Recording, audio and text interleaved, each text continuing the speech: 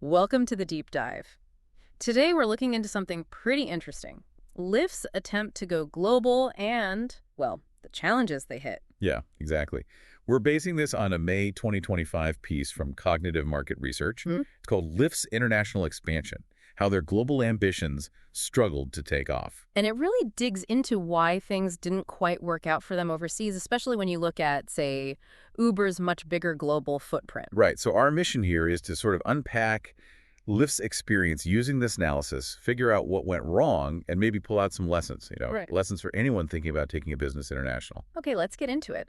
The article mentions Lyft's first step outside the U.S. was a small beta launch in Toronto, Canada, way back in 2012. Yeah, Toronto 2012 sounds like a start, but the research highlights how quickly they actually pulled back from that. Pulled back, so that initial momentum just fizzled. It seems like it.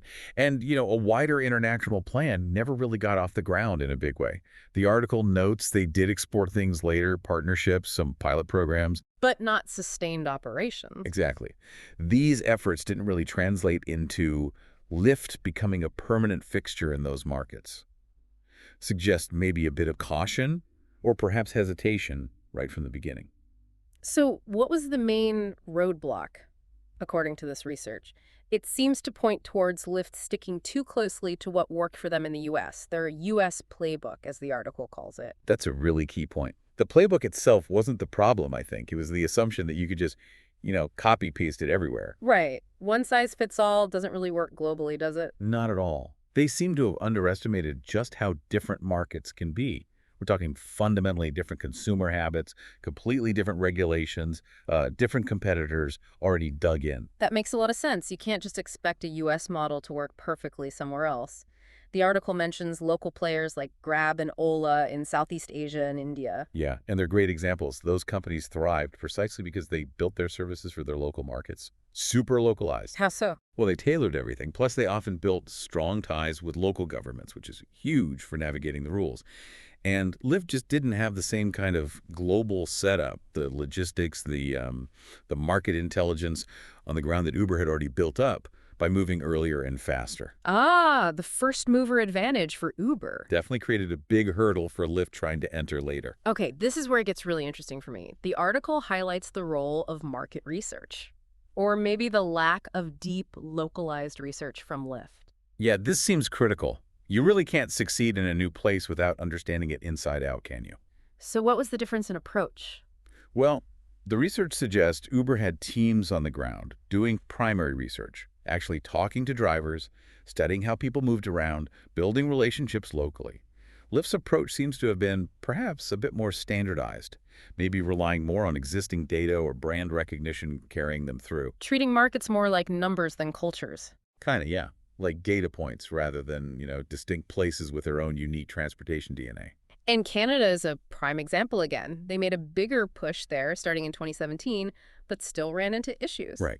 Even in Canada, which seems culturally closer to the U.S., they largely just replicated the American model. The article mentions they didn't really adapt to things like, say, Toronto's heavy reliance on public transit. Something deeper research might have flagged earlier. Probably. And think about practical things, Canadian weather. Those huge seasonal spikes in demand when the weather gets bad. Lyft's standard model wasn't really built for that kind of volatility. It's like only planning for sunny days. And it wasn't just about habits and weather, right? The article also flags pricing issues, something about Mexico and India. Precisely.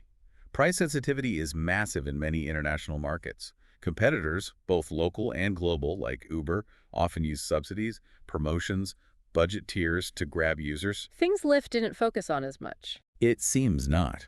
Their more uniform U.S. pricing structure just struggled against rivals who were already playing that local pricing game, often because they had better intel on what local customers expected and would pay. Localization isn't just language, it's pricing, features, everything. Wow. So it sounds like this whole global ride-hailing expansion game is incredibly expensive and high stakes. Oh, absolutely. The article underscores this. You're talking billions spent by companies like Uber, Didi, Grab, What specifically? everything. Aggressive marketing to get customers, drivers, intense lobbying, tailoring the tech, building local teams.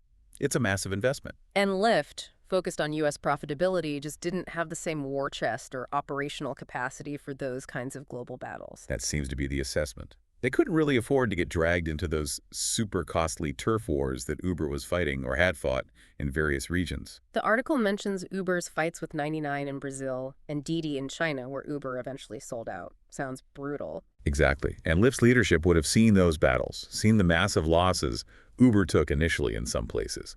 So deciding not to jump into that kind of fray was, you could argue, a pretty deliberate, maybe even fiscally prudent choice at the time. But that prudence cost them global market share, didn't it? By not being more aggressive, they struggled to gain traction when they did try to enter markets. That's the trade-off, isn't it? It Yeah. created a bit of a catch-22. The article points out their brand wasn't as strong overseas, and they didn't really offer strong enough incentives for drivers or riders in those limited attempts. So no big investment means no real traction. But they were unwilling to make that huge investment without seeing clearer signs of success. It's a tough spot. Okay, so pulling this all together, what are the main lessons here, according to the cognitive market research piece? Well, a few big ones stand out. First, localization is just absolutely paramount. You have to adapt pricing, culture, regulations, user needs. You can't just export your home model. Makes sense. What else? Second, deep competitor analysis. Know who you're up against, what makes them strong locally, and figure out how you can genuinely offer something different or better. Lyft apparently struggled here, didn't really offer big cost savings or build the necessary local partnerships to stand out. And the last point seems to be about commitment. You can't just dip your toes in. Exactly. Global expansion needs sustained commitment, serious resources. It's not a side project or a short-term experiment. Lyft's more cautious approach, while maybe safer financially in the short term, ultimately meant they didn't build the deep roots needed to compete effectively long-term internationally. Okay, so Lyft pulls back from the global scene. What's the strategy now? It sounds like they've really doubled down on the U.S. That's the clear picture the article paints, a strategic pivot right back home. They're focused on making their core U.S. ride-hailing better, more efficient. And investing in new areas too, like AVs and other transport. Right. Investing in things like autonomous vehicles. Their emotional partnership is key there, but also expanding into bikes, scooters, even car rentals. Broadening their definition of transportation within the U.S. I remember hearing about them using more AI recently, too. Yes, definitely. Since around 2022, 2023, there's been a big push on using AI and predictive analytics. For what exactly? Things like better matching supply and demand, optimizing driver earnings, improving the customer experience. It's all part of trying to win through operational excellence and better service quality here in the States. And it seems like they're also trying to build a brand around responsibility. The EV transition comes up. Yeah, that commitment to a 100% EV platform by 2030, plus focusing more on accessibility features. It looks like a deliberate move to position themselves as an innovative and responsible leader in their main market. It's quite the shift in focus. Now, before we finish, the article had a fast fact I thought was pretty telling given everything we've discussed about their global struggles. Yes. Despite not really cracking the international code, Lyft is still the #2 ride-hailing player in the U.S. Over 20 million active riders back in 2023. And usage is growing. Apparently so. User engagement, ride frequency, both seem to be heading up, which, does suggest that maybe this intense focus back on the domestic market is actually starting to pay off for them. Okay, so summing up. Lyft's story is a real case study in the difficulties of going global. Simply trying to copy-paste a successful home strategy just doesn't cut it without massive, nuanced adaptation. Absolutely. The research hammers home the need for deep localization, understanding competitors, and committing serious long-term resources. You can't half-step it. And while those global dreams didn't quite pan out, their current strategy seems laser-focused in strengthening their position right here in the U.S. Which leads us to a final thought for you, our listener. Think about this. Even business models that seem easily scalable, like ride-hailing, can hit major walls when they cross borders.